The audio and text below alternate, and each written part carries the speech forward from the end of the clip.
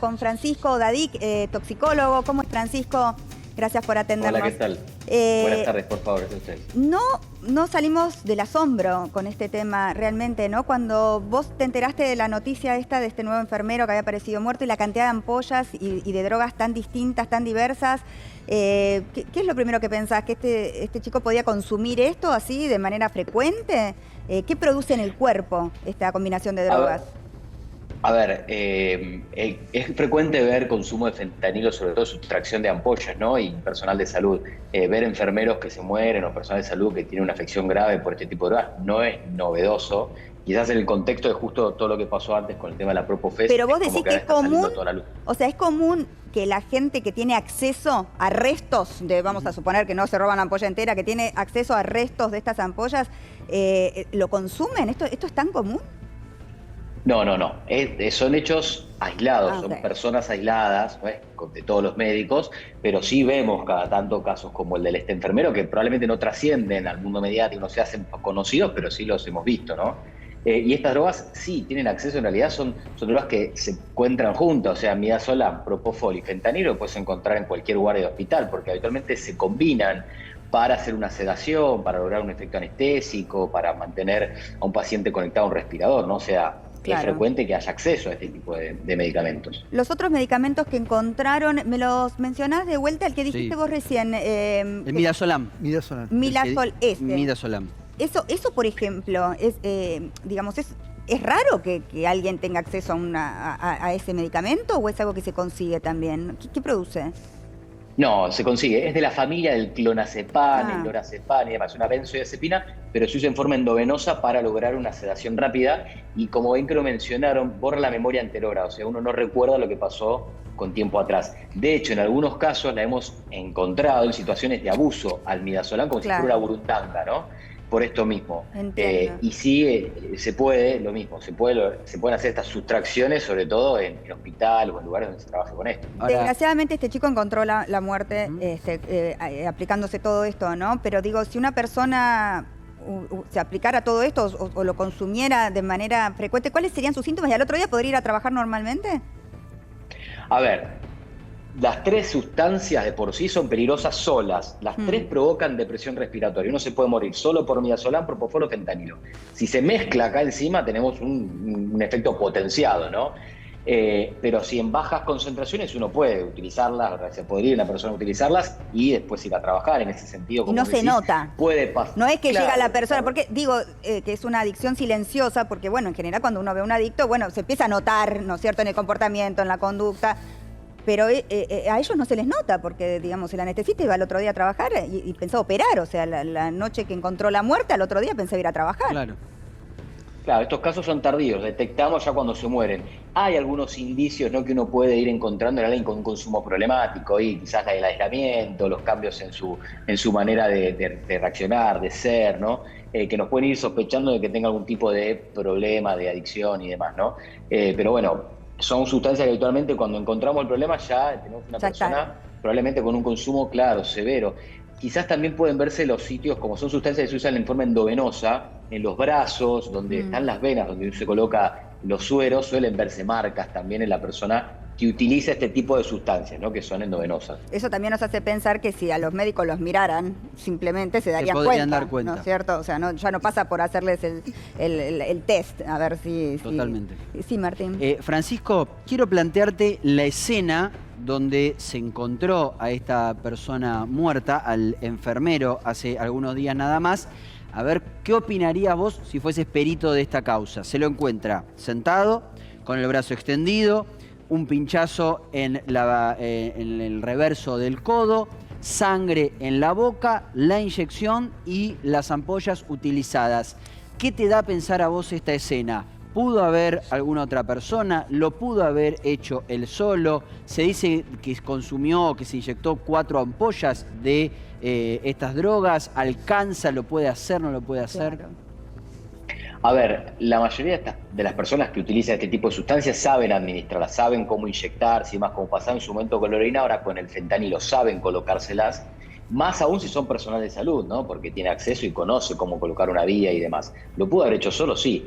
Es llamativo quizás la cantidad de ampollas que hay en el lugar, ¿no? Que ahí hay algo que no termina de cerrar, si había un comercio, porque una persona con un consumo problemático lo utiliza para él mismo consumirla y darse placer o lograr un tipo de efecto. Pero esa cantidad, la verdad que quizás era excesivo, ¿no? Las dos cosas también pasa, ¿eh? Las dos cosas, ¿no? Quizás Sí, las claro. tenía para distribuir y al mismo tiempo las consumía, ¿no? Que bueno, Eso, evidentemente el nivel de adicción es muy alto también, ¿no? O sea, ¿qué tan alto es? ¿Una persona que consume para probar quizás de manera recreativa estas drogas puede generar adicción rápidamente? Excelente como lo definiste. Rápidamente provoca, a ver, el consumo problemático tiene muchas aristas, ¿no? Tiene que ver con muchas cosas sociales, de la persona, psicológicas, pero la droga en sí, este tipo de sustancias, como el fentanilo, ya de por sí son más adictivas que otras, ¿no? O sea, desarrollan un consumo problemático mucho más rápido y probablemente mucho más potente que otras sustancias. O sea, tenemos un doble riesgo, la muerte por un paro respiratorio o desarrollar una adicción severa rápidamente. Claro, porque da la sensación de que, aparte, estos chicos residentes tan jóvenes, como que desarrollaron la adicción casi sin darse cuenta, ¿no? Como que empezaron a consumir y rápidamente eran adictos. Pero por efectos que te quería consultar, justamente, Francisco, por ejemplo, pienso, ¿cuáles son los efectos concretos del consumo de fentanilo y de propofol en prácticas sexuales? ¿Hay una relación directa? ¿Estimulan las prácticas sexuales? ¿Qué generan? No, a ver, se usan muchas sustancias distintas para prácticas sexuales. Sí. No son de las más usadas, de hecho, es más, lo hemos visto más con éxtasis, que por el mecanismo de acción que provoca da más sensación de deseo de contacto, con la ketamina, con otras drogas.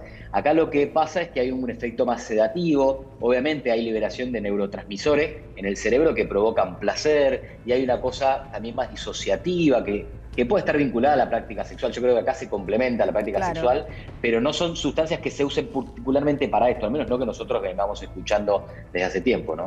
La sensación que uno, o por lo menos lo que yo me imagino de estas fiestas donde supuestamente se contrataba este servicio, es de gente dormida, ¿no? O sea, aplicándose esto y en un viaje propio, ¿no? Es dormido, claro. Es dormido, sí. Son sedantes muy potentes, así que seguramente estén dormidos. O sea, varía por supuesto la concentración y la dosis administrada, ¿no? Pero sedantes y analgésicos, el efecto también del fentanilo es para el dolor de analgésico, muy potente. Entonces la persona va a estar dormida, obviamente en su cerebro pasan cosas, ¿no? Exacto, sí. Francisco, un poco volviendo a la pregunta de Mariana y a toda esta gente que un día está en la fiesta y el otro día está anestesiando a todos nosotros. Si le hacen un estudio después de esa fiesta, ¿cuánto tiempo dura dentro del cuerpo como para poder decir sí, consumió? Bueno, ahí va a depender la cantidad que consumió, la concentración, y va a depender también qué tipo de testeo se haga. Por ejemplo, un testeo de saliva puede ser 72 horas después del consumo, en orina puede ser una semana, pero bueno, hay pacientes que por su metabolismo y por la concentración que consumió puede incluso encontrarse más tiempo, ¿no? O sea, lo podemos detectar incluso tiempo después, ¿no? Ahí va a depender de esas variables. Francisco. Sí, perdón, Francisco, no, en países nórdicos que ya hablan de esta problemática hace tiempo, señalan el agotamiento, la ansiedad y la depresión de los trabajadores de salud, digo que los inclina a estos consumos. ¿Son esos factores aquí también predominantes? Y si hay un espacio para hablar de salud mental, que también es un tabú, y encima hay gente del mundo de la salud. A ver, el consumo problemático es humano, por supuesto que hay factores que hacen que la persona tenga más tendencia a consumir una droga, ¿no? El estrés, el aislamiento, la sensación también de... Hay situaciones que llevan, sobre todo, más que nada vinculadas a estimulantes quizás o evasores, ¿no? Esto puede ser una sustancia que se utiliza como para deprimirse y olvidarse quizás de la situación de dolor, o un estimulante para mantener un ritmo, ¿no? Como cocaína o algunos éxtasis o MD y demás, para mantener el ritmo laboral. Mientras más estresante es el trabajo, más cerrada es el área, o sea, lo que sería un área crítica, cerrada, donde la persona tiene más aislamiento, hay más probabilidades en porcentaje de que tenga algún tipo de consumo. Si esa persona tiene de por sí tendencia a consumo problemático. Claro. No todos, ¿no? Es una tendencia mayor. Francisco, ¿alcanza la trazabilidad que hay hoy para este tipo de medicación y otras símil?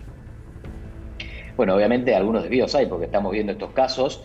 Yo creo que se debe reforzar un poco más. Ahora la trazabilidad va de punta a punta. Ahí es donde hay que ver en dónde están las fallas, ¿no? Yo creo que hay un punto que tiene que ver con la prescripción médica, la indicación médica, en donde es difícil de controlar. No puede controlar un laboratorio, no puede controlar la química, pero quizás controlar al médico que prescribe, que cree que son 2 ampollas y terminan siendo, cree que son 3 ampollas y terminan utilizando 2, bueno, ahí puede Claro. haber algún error que, bueno, hay que ordenarlo mejor, claramente, porque de estos casos siguen pasando. Claro, pero lo que nos damos cuenta es que no surgen de ahí, surgen de adentro del hospital los claro, faltantes, claro. claro. Muchísimas gracias, doctor. Gracias, Francisco. Un placer hablar con vos siempre. Muchas gracias, muy claro. Por favor, ustedes por la comunicación. Muchas gracias. Bueno, vamos a seguir hablando de este tema porque realmente, además me parece que es algo que a todos nos ha pasado, ¿no? Claro. Conmovidos realmente y sorprendidos, porque desconocíamos que esto fuera un problema, o sea, no se hablaba de esto. Y que no se sorprende el toxicólogo, ¿no? No es que dice, uy, qué Es que barbaridad. la propia Asociación de Anestesiólogos tiene un departamento dedicado a esto. Pero el La problema adicción. central es que no se habla como corresponde, a mi criterio, del consumo general de drogas. Ese es el problema central que creo que estamos Y el atravesando. sistema de salud Y por supuesto, el poco claro. control. Sí. Porque ahora esto va a terminar, por supuesto, costándole el puesto a mucha gente, ¿no? Hay que llegar hasta el final. Bueno, ahora continuamos. Si usted